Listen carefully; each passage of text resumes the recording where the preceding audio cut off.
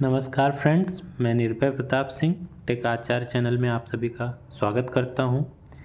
सी language की series में आज का वीडियो मैंने जो बनाया वो डेटा टाइप्स पे बनाया है। तो चलिए स्टार्ट करते हैं।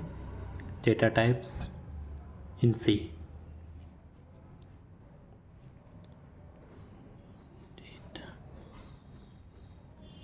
टाइप्स इन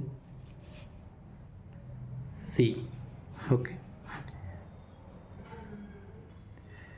तो बात करें कि मेन यूज क्या है डेटा टाइप्स का सी लैंग्वेज में। तो डेटा टाइप्स जो यूज होता है सी लैंग्वेज में वो वेरिएबल्स डिक्लेयर और फंक्शन के डिक्लेरेशन में होता है। सपोज जब हम कोई फंक्शन डिक्लेयर करते हैं तो उसमें हमारे फंक्शन में 3 पार्ट होते हैं। वो जब हम लोग फंक्शन चैप्टर पढ़ेंगे तो उस पर अच्छे से बात करेंगे। बट उसमें 3 पार्ट्स क्या होता है, एक तो उसका रिटर्न टाइप होता है और उसका नेम होता है, तीसरा उसके पैरामीटर्स। तो नेम तो कुछ भी रख सकते हैं, वो एज आइडेंटिफायर यूज़ होगा, बट जो रिटर्न टाइप होगा वो एक डेटा टाइप ही होगा। और जो पैरामीटर्स की लिस्ट आर्गुमेंट जो आप लोग देख रहे होंगे पैरेंथेसिस के अंदर पास होती है वो पैरामीटर्स होते हैं। तो वो पैरामीटर भी कोई ना कोई एक डेटा टाइप ही होगा। तो मेन इसका डेटा टाइप्स का यूज सी में ये डिक्लेरेशन में होगा, वेरिएबल एंड फंक्शंस के। और डेटा टाइप्स क्या होगा कि how much space occupy in storage. Okay, मतलब किसी भी वेरिएबल में यदि हमने बता दिया उसका डेटा टाइप्स कि ये सपोज़ हमने लिख दिया कि INT ए। ओके, तो वो कंपाइलर समझ लेगा, क्योंकि मतलब हर डेटा टाइप जो हमारे होंगे उनका कुछ ना कुछ स्पेस पहले से डिफाइन है सी में। तो उसे समझ आ जाएगा कि ये एक ए को हमको मेमोरी में कितना स्पेस ए के लिए ऑक्यूपाई करना है। इंटीजर है तो सपोज 4 बाइट लेता है इंटीजर, तो ए के लिए हमारा कंपाइलर क्या करेगा, मेमोरी में 4 बाइट्स स्पेस उसके लिए रिजर्व कर देगा। तो एक और चीज़, इम्पॉर्टेंट चीज़ क्या है कि हमारे सी में कन्वर्जन जो है वो नॉट अलाउड है। मीन्स कि आपने सपोज़ एक इंट बनाया वेरिएबल और चाहते हैं कि उसमें हम लॉन्ग वैल्यू स्टोर कर दें, तो वो कन्वर्जन यहाँ पे अलाउड नहीं है। ठीक है, मतलब मीन्स बोले तो conversion of one data type to another is not allowed in C. Okay, तो डेटा टाइप्स में ये मेन दो तीन पॉइंट थे, वो मैंने आपको बता दिए। अब हम लोग डेटा टाइप्स की क्लासिफिकेशन करते हैं कि हमारे जो क्लासिफिकेशन किए गए हैं डेटा टाइप्स के, वो 4 टाइप्स सी में क्लासिफाइड। तो पहले उनकी बात करते हैं, मतलब पहले हम 4 पॉइंट लिखते हैं कि किन किन पार्ट में क्लासिफाई किया गया। तो पहले को जो बोलते हैं वो होता है हमारा बेसिक टाइप। ओके, ये बेसिक टाइप को ही हम प्राइमरी डेटा टाइप्स भी बोलते हैं, जिसमें हमारे फ्लोटिंग पॉइंट नंबर हो गए, इंटीजर नंबर हो गए, उनके टाइप्स आते हैं। ओके, मतलब इसमें क्या क्या आते हैं ऐसे शॉर्टकट में देख लेते हैं क्या क्या आते हैं, फिर आगे इस पर डिटेल में बात करते हैं। जैसे हमारा हो गया इंट हो गया, ठीक है, फ्लोट हो गया, डबल हो गया, कैर हो गया। ओके, सेकेंड जो हमारा डेटा टाइप्स का क्लासिफिकेशन है वो क्या है, डेराइव्ड डेटा टाइप। अब डेराइव्ड डेटा टाइप में क्या आते हैं, जैसे हमारा एरे हो गया, पॉइंटर्स हो गए, फंक्शन हो गए, ये हमारे किस में आते हैं, डेराइव्ड डेटा टाइप्स के पार्ट हैं। तो इसका एग्जांपल ये देखते हैं, तो हमारा हो गया एरे हो गया, ठीक है, पॉइंटर्स हो गया, और उसके बाद फंक्शंस हो गए। फंक्शंस में बेसिकली वही return type and parameters. Return type and parameter. Okay, ये फंक्शन हो गया। तीसरे टाइप की यदि हम बात करें तो तीसरा टाइप कौन सा है, हमारा user defined data type. User defined data type.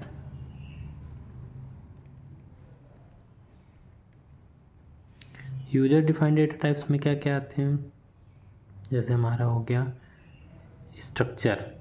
Okay, इसका एग्जांपल देखें तो स्ट्रक्चर जो हमारा स्ट्रक्ट कीवर्ड के थ्रू क्रिएट होता है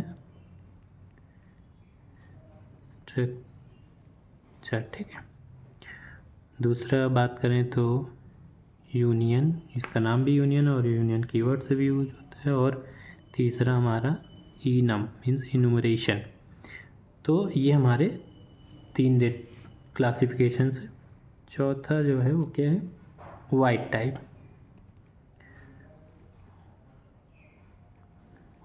ओके। और वाइट टाइप को तो बेसिकली सभी लोग वाइट से परिचित होंगे, मीन्स कि जब भी कोई भी फंक्शन जो है कुछ भी नहीं रिटर्न करता तो हम लोग बोलते हैं वाइट है, उसका रिटर्न टाइप क्या है, वाइट है। मतलब कि void indicates that no value is available. Okay, तो ये चौथा हमारा वाइट टाइप हो गया। तो आगे मोर डिटेल के लिए हम लोग पढ़ते हैं। तो इस पर क्या है, इंटीजर डेटा टाइप्स की बात करें तो ओके, इंटीजर डेटा टाइप्स में क्या क्या डेटा टाइप्स आएंगे, जैसे जो हमारे इंटीजर रिलेटेड नंबर है, जैसे सबसे पहले हम बात करें 60, ठीक है। ये कीवर्ड भी है और ऐसे ही हम डिफाइन भी करते हैं। 60 हमारा जो कीवर्ड है, अभी इसके लिए कितना स्टोरेज एक्यूपाई होगा इस टाइप के वेरिएबल के लिए, तो हमारा 2 बाइट। ओके, 2 हमारा बाइट स्पेस 60 के लिए यूज होगा। अच्छा, इसमें भी हमारा क्या होता है कि 60 और साइंड और अनसाइंड की भी बात होती है, तो उसमें कुछ होता नहीं है। स्पेस हमारा जो स्टोरेज होगा वो 2 बाइट का ही होगा, बट जो वैल्यू होगी वो वैल्यू डिफरेंट हो जाएगी। ओके, वैल्यू कैसे डिफरेंट हो जाएगी, सपोज हमारा साइंड की बात होगी तो मीन्स की जो है वो रेंज हमारी रेंज भी होती है ना, जैसे एक तो ये स्टोरेज हो गया, दूसरी रेंज की कितने नंबर से लेके कितने मैक्स नंबर तक क्या लिमिट होगी, वो हमारा बाइट 2 ही रहेगा, चाहे साइंड और अनसाइंड दोनों के लिए। बट यदि हम साइंड की बात करेंगे तो उस पर कैसे रहेगा आपका रेंज जो होगी वो हमेशा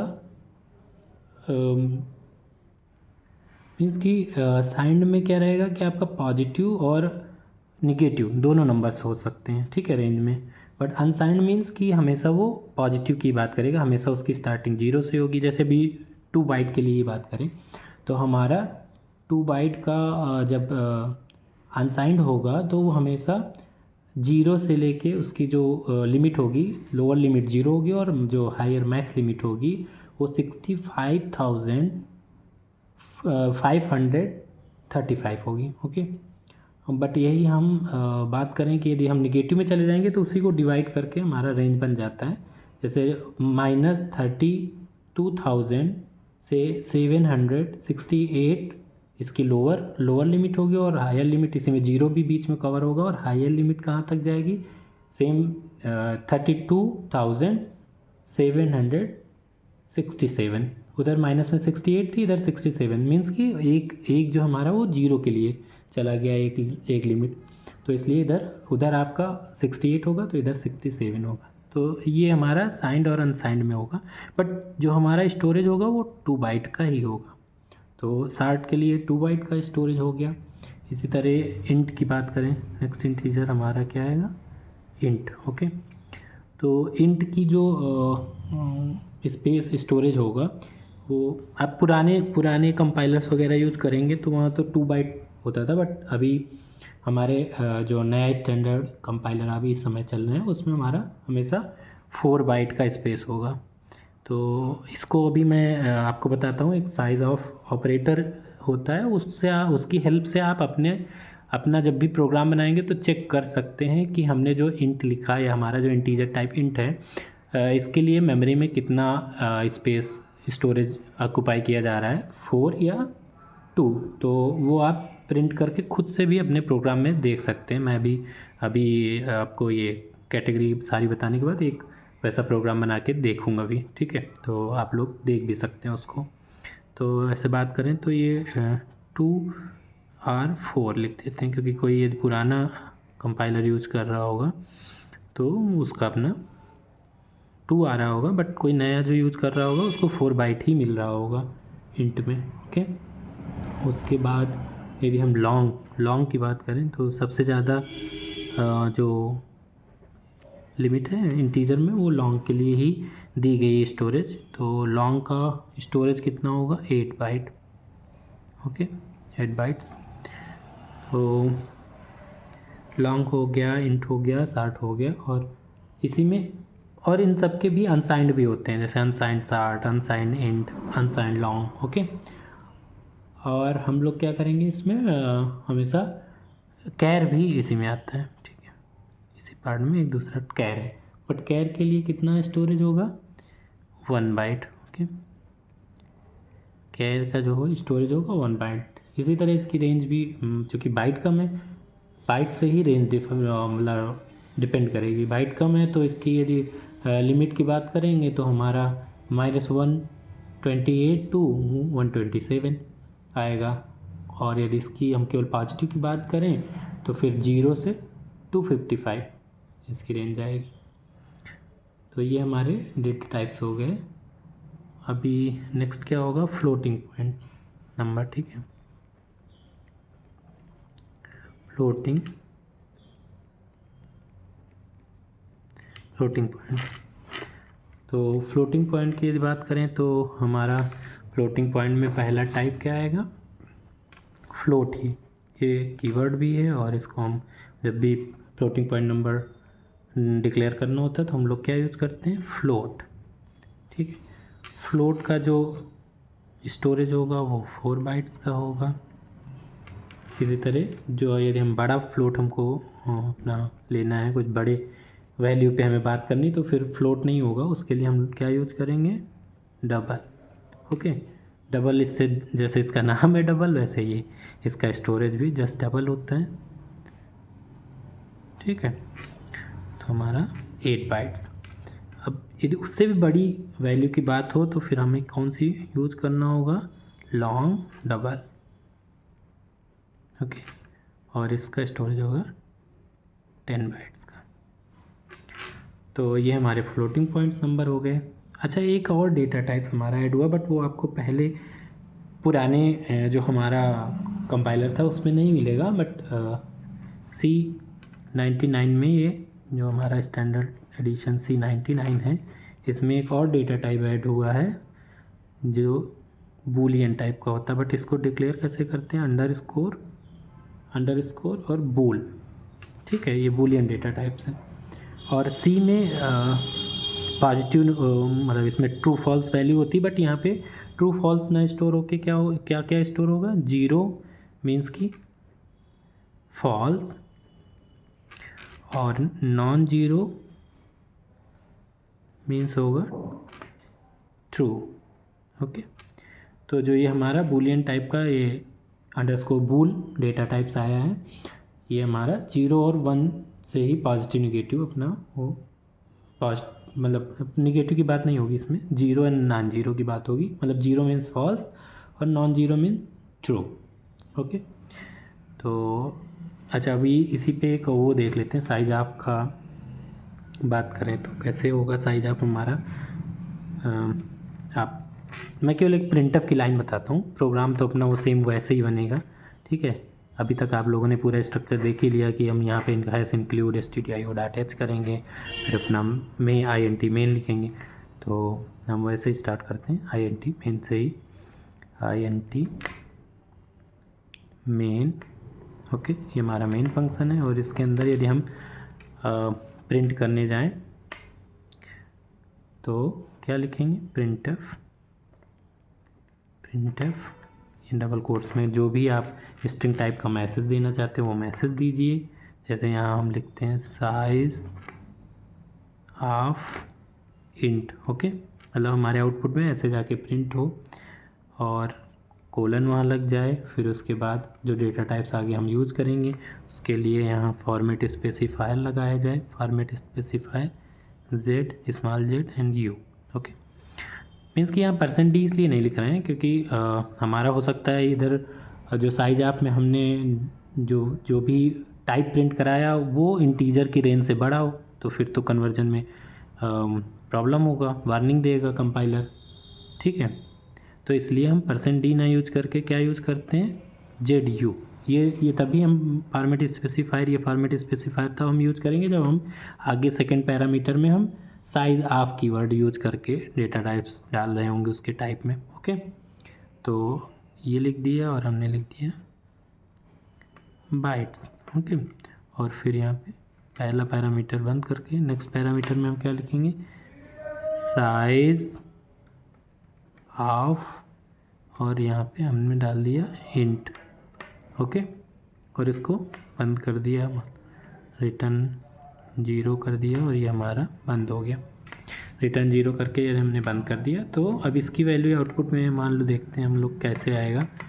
तो आउटपुट के आपके टर्मिनल पे क्या लिख के आएगा, पहले जो आपने मैसेज लिखा होगा साइज ऑफ इंट कोलन लगेगा, फिर इस फॉर्मेट स्पेसिफायर में ये साइज ऑफ में जो इंट की स्टोरेज होगी वो प्रिंट होगी। तो यदि आप नया यूज कर रहे होंगे तो ये हमारा नए के लिए हमने बताया था कि 4 बाइट्स हो गया तो 4 लिख के आएगा, पुराना आपका कंपाइलर होगा तो 2 आएगा। ठीक है, तो बेसिकली आजकल सारे नए इंस्टॉल होते हैं तो हम लोग इसमें यहाँ पे हमें क्या देखने को मिलेगा 4, और चूँकि हमने आगे बाइट्स लिखा तो 4 बाइट्स।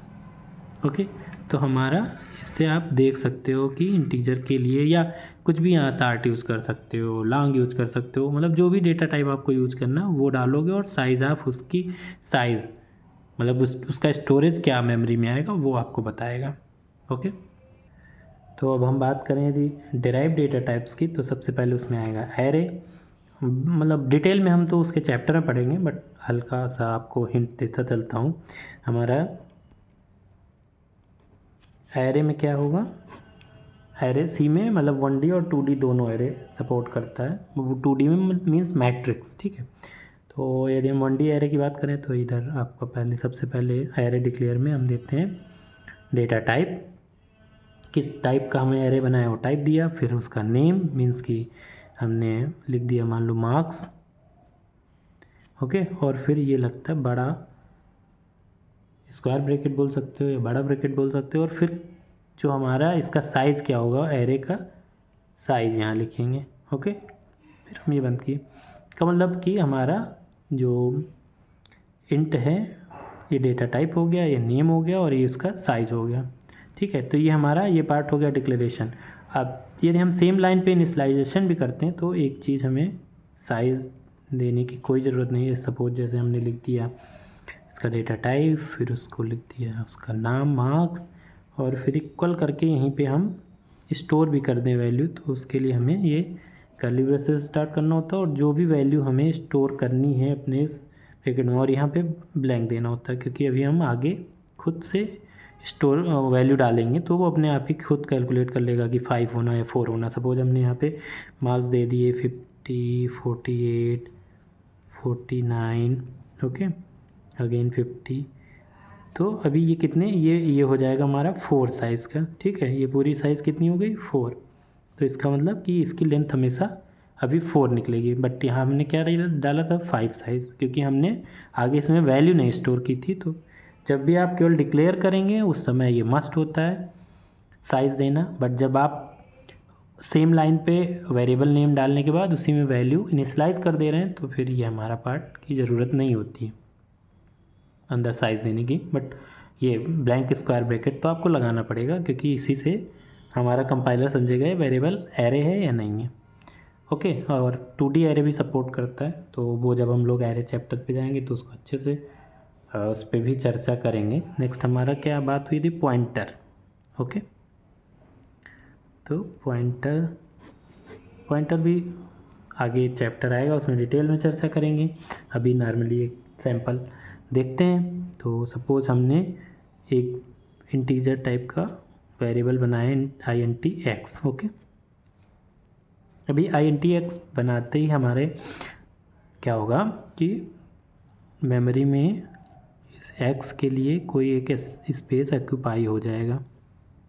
ओके, इसका अपना कोई, इस ब्लॉक का अपना कोई अब एड्रेस होगा। सपोज हम मान लेते हैं कि 1001। ओके, ये इसका एड्रेस हमने माना, तो x जो है इस लोकेशन को पॉइंट कर रहा होगा। ओके, यदि हमने ये ऐसा लिखा होगा कि x = 5 मीन्स ये 5 कहाँ चला जाएगा, इसमें। ओके, तो 5 यहाँ पहुँच जाएगा। ठीक है, अब हम पॉइंटर कैसे होता है, pointer same variable, normal variable ही होता है, बट जब भी हम पॉइंटर डिक्लेयर करते हैं तो चूंकि दोनों में डिफरेंस कैसे आप जानोगे या कंपाइलर कैसे जानेगा, तो इसलिए हम डेटा टाइप्स और वेरिएबल नेम, बट वेरिएबल के आगे हमको लगाना होता है एस्ट्रिक स्टार। ठीक है, तो मतलब जैसे ये क्या है, एक तरह से ये राजा हो गया। ठीक है, इसके आप सर पे आपने एक क्राउन लगा दिया, तो इसके सर पे ताज है, ये राजा है और ये नॉर्मल। ठीक है, ये इसकी प्रजा है। ठीक है, तो ये नॉर्मल हमारा वेरिएबल, इंटीजर वेरिएबल, ये कौन सा इंटीजर, पॉइंटर वेरिएबल है। मीन्स कि ये हमेशा वैल्यू होल्ड करेगा और पॉइंटर क्या होल्ड करेगा, एड्रेस होल्ड करेगा।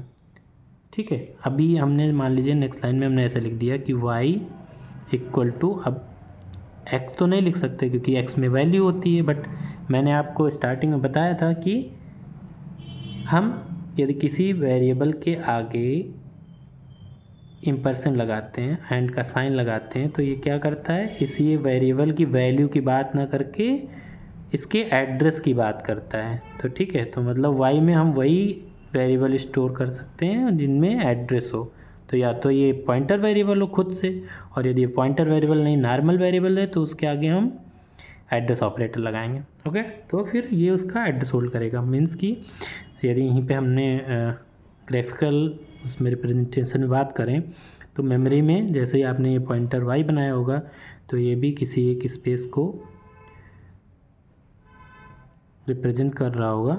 बट ये वाली वैल्यू यहाँ पे क्या है, इसका अपना कोई खुद का, इसका भी अपना कुछ एड्रेस होगा। सपोज 501 हमने डाल दिया, बट ये कौन सी वैल्यू को होल्ड करेगा, ये हमने जैसे ये लाइन लिखा एड्रेस ऑपरेटर के साथ, तो यहाँ पे वैल्यू कौन सी जाएगी, मेमोरी की x का जो एड्रेस होगा वो यहाँ स्टोर होगा। ओके, तो डिटेल में पॉइंटर में बहुत अच्छे से हम लोग इसको बात करेंगे, इस पे फंक्शंस बनाएंगे, call by value, call by reference का डिफरेंस देखेंगे, जो अधिकतर एग्ज़ाम में पूछा जाता है आपके सी लैंग्वेज के पेपर में, उस पर भी बात करेंगे। बट वो डिटेल में हम बात करेंगे जब हमारा पॉइंटर्स चैप्टर आएगा। नेक्स्ट आएगा डेराइव डेटा टाइप में ही फंक्शन। ओके, तो फंक्शन का भी अपना एक अलग चैप्टर है जिस पे हम अच्छे डिटेल से बात करेंगे। बट चूँकि डेटा टाइप्स में इसका नाम हो रहा है, तो ये जैसा कि मैंने बताया था कि जब भी डिक्लेरेशन करते हैं फंक्शन का, उसी समय हमारा डेटा टाइप यूज होता है। सपोज हमारा डेटा टाइप, हमने एक फंक्शन बनाया, क्या बनाया, मार्क्स। ओके, और ये हमारे 2 पैरामीटर ले रहा है, INT या सब मार्क्स कर दो, कुछ भी नाम तो ठीक है, मार्क्स ही हमने रख दिया। INT A ले लिया, दूसरा पैरामीटर हमारा क्या हो गया, INT B ले लिया। ठीक है, क्योंकि ये हमारा यहीं पे डिक्लेरेशन है, तो मैंने स्टार्टिंग में बताया था कि सेमी कॉलन से हमको इस लाइन को टर्मिनेट करना है। अब इसका रिटर्न टाइप क्या है, सपोज इसमें हम कुछ भी लॉजिक तो आप इंटरनल जब उसकी बॉडी डिफाइन करेंगे वहाँ लगाएंगे, बट अभी कैसे हम रिटर्न कर रहे हैं, दोनों को ऐड करके इनका सम रिटर्न करेंगे, तो इसका रिटर्न टाइप भी क्या हो जाएगा, इंट। ओके, तो ये मार्क्स हमारा एक फंक्शन है जिसका ये रिटर्न टाइप है, ये एक कोई डेटा टाइप होगा। ठीक है, नहीं हुआ तो ये क्या लिखेंगे, वाइड होगा, मतलब ये कुछ भी नहीं रिटर्न करेगा, बस बॉडी में ही जो भी हमने लॉजिक लिखा है, जो भी वहीं प्रिंट करना हमने प्रिंट कर दिया अंदर बॉडी के अंदर। और ये हमारे आर्गूमेंट्स की लिस्ट होगी। ये डिफरेंट भी हो सकता है हम, एक फ्लोट है, दूसरा इंट है, कैर है, कुछ भी है, एरे है, पॉइंटर है, कुछ भी हो सकता है ये। ओके, तो ये हमारा फंक्शन हो गया। इसके आगे फिर हमारा जो क्लासिफिकेशन हुआ था उसमें नेक्स्ट हमारा क्या आया था, यूजर डिफाइंड डेटा टाइप्स। तो यूजर डिफाइंड डेटा टाइप्स की यदि हम बात करें तो उसमें हमने क्या बात की थी, स्ट्रक्चर, यूनियन, एनुमरेशन। तो यदि हम पहले बात करें स्ट्रक्चर, इनके भी अपने चैप्टर हैं, उन चैप्टर में डिटेल में पढ़ेंगे। यहाँ एक तरह से केवल हम उनको समझ लें कि हमारे क्या क्या डेटा टाइप्स हैं और उनके अलग अलग फॉर्म में और छोटे छोटे सैंपल कैसे डिफ़ाइन करते हैं। मीन्स बस अभी हम लोग यही देख रहे हैं, बट जब चैप्टर पढ़ेंगे तो उसमें फुल डिटेल में हम उसका प्रोग्राम भी बनाएंगे, सारा कुछ देखेंगे। ओके, तो हमारा जो स्ट्रक्चर है उसका कीवर्ड तो हमने बताया ही था कि हम हमेशा यूज करते हैं स्ट्रक्ट। ओके, तो स्ट्रक्ट डेटा टाइप में अभी स्ट्रक्ट डेटा टाइप क्यों आया, क्योंकि जो हमारे प्राइमरी डेटा टाइप्स हैं इंटीजर, कैर्स, ठीक है, और फ्लोट, ये सब हमारे डिफरेंट अलग अलग डेटा होंगे, जैसे फ्लोटिंग पॉइंट हो गया, इंटीजर हो गया। बट हमें कोई एक ऐसा वेरिएबल बनाना है, ऐसे टाइप का वेरिएबल बनाना है कि जो कम्बिनेशंस हों, डिफरेंट टाइप्स के डेटा टाइप्स का कम्बिनेशन हो। ओके, तो उसके लिए हमारा स्ट्रक्चर और यूनियन आया। ठीक है, तो यदि हम बात करें कि डिफरेंट टाइप्स के डेटा टाइप्स को हम किसी एक ही वेरिएबल में होल्ड कर पाएँ, तो उसके लिए हमारा स्ट्रक्चर और यूनियन आया। तो स्ट्रक्ट एज इसको डिफ़ाइन कैसे करते हैं, स्ट्रक्ट। ओके, और इसका कुछ एक नाम देंगे, सपोज हमने दे दिया स्टूडेंट, और फिर ये ब्रैकेट स्टार्ट होगा और ये ब्रैकेट के अंदर जो भी इसके डिफरेंट डेटा टाइप्स हो गए, जैसे उसका स्टूडेंट का नेम हमको होल्ड करना है, तो फिर हमको, क्योंकि यहाँ स्ट्रिंग नहीं होता है, कैर एरे होता है नेम, मल्टीपल कैरेक्टर स्टोर करने के लिए, तो हमने नेम दे दिया, उसका साइज़ ब्रैकेट में बताया 50, और दूसरा इसका इंटीजर टाइप का हमारा मार्क्स हो गया। तो मार्क्स, इस वेरिएबल का नाम हमने मार्क्स दे दिया। सपोज एक एज भी इंटीजर दूसरा वेरिएबल, तो हमने एज दे दिया। ठीक है, और ये हमारा बंद हो गया। यहाँ पे लास्ट में इसमें भी सेमीकोलन, मतलब कि ये हमारा यहीं से फुल हो गया, इसका डिक्लेरेशन पार्ट कंप्लीट है। अब हमने कभी भी आगे यदि स्टूडेंट टाइप के स्ट्रक्चर का कोई भी वेरिएबल बनाया, तो उसमें हम क्या क्या रख सकते हैं, उसका नेम का एक एरे होगा, ठीक है, एक ये हमारा मार्क्स होगा, एक एज होगा। ठीक है, अब यहीं पे हम यूनियन की भी बात कर लें और फिर दोनों में डिफरेंस भी देख लेंगे कि क्या होगा। ओके, तो जैसे कि हमने क्या बात किया, नेक्स्ट डेटा टाइप हमारा union. Okay, union data type. तो यूनियन डेटा टाइप कैसे डिफाइन होगा, इसका भी कीवर्ड यूनियन लिखते हैं, कुछ नाम दे सकते हो, सपोज हमने केवल ए बी नाम दे दिया। ओके, और इसका ब्रैकेट ओपन हुआ, और जो भी कम्बिनेशन हमको, सपोज हमने एक दे दिया इंट ए और एक हमने दे दिया डबल बी, ठीक है, और ये हमने बंद कर दिया। मीन्स कि हमारा जो भी यूनियन ए बी टाइप का हम कोई वेरिएबल बनाएंगे तो वो दो वैल्यू होल्ड कर रहा होगा, एक इंटीजर टाइप की और एक डबल टाइप की। तो बेसिक डिफरेंस क्या होगा दोनों में, बेसिक डिफरेंस मतलब टाइप वगैरह सारा सेम होता है, चाहे स्ट्रक्चर यूज हो रहा होगा यूनियन, बस साइज़ का डिफरेंस होगा मेन। सपोज जैसे हमने यदि इस टाइप का स्टूडेंट टाइप का कोई एक वेरिएबल बनाया, तो इस वेरिएबल की साइज़ कैसे निकलेगी, मतलब कि सारे जो इंटरनल वेरिएबल्स होंगे इनके साइज़ का सम। ओके, मतलब जैसे 50 एक कैरेक्टर 1 बाइट लेता तो 50 ये हो गया। ठीक है, इंटीजर की बात करें तो 4 बाइट प्लस 4 बाइट, मतलब कि यदि स्टूडेंट वेरिएबल होगा तो 50 + 4 + 4 मतलब 58 साइज़ की बात हो जाएगी। बट यूनियन में उसी चीज़ जो ये मतलब मैक्सिमम जो हमने साइज़ ऑक्यूपाई कर लिया स्ट्रक्ट में, बट यूनियन में उतना नहीं होगा। यूनियन में क्या होगा, वो इंटरनल इन वेरिएबल्स में जिसकी भी साइज़ सबसे ज़्यादा होगी, बस मैक्स साइज़ इंटरनल वेरिएबल्स के मैक्स साइज़ का ही ऑक्यूपाई करेगा और उसी में वो होल्ड कर रहा होगा। ठीक है, बट क्या हो रहा होगा कि सपोज जैसे इसकी ये 8 हुई, ये 4 हुआ, तो ये 8 का बॉक्स बनाएगा, बट जब इंटीजर वैल्यू रहोगी तो भी वो उसी को यूज़ कर रहा होगा 8 को, जब डबल ले रहे होंगे तो भी यूज़ कर रहा होगा। ठीक है, तो ये हमारा बेसिक डिफरेंस है स्ट्रक्चर और यूनियन में। ओके, तो फ्रेंड्स आज के वीडियो में इतना ही, नेक्स्ट वीडियो में फिर कुछ और नेक्स्ट चैप्टर लेके आएंगे। तब तक के लिए आप लोग इसको पढ़ते रहिए और हमारे इस वीडियो को लाइक करिए, इस पर कमेंट करिए। कुछ आपको और इस पे जानना है तो आप कमेंट पे हमसे पूछ सकते हैं, मैं टाइम निकाल के आपको उसी पे रिप्लाई भी करूँगा, नहीं तो अगला वीडियो बनाऊँगा तो उसमें कवर करूँगा। और हमारे इस चैनल को सब्सक्राइब करिए, दोस्तों को शेयर करिए। तब तक के लिए नमस्कार, मिलते हैं नेक्स्ट वीडियो में।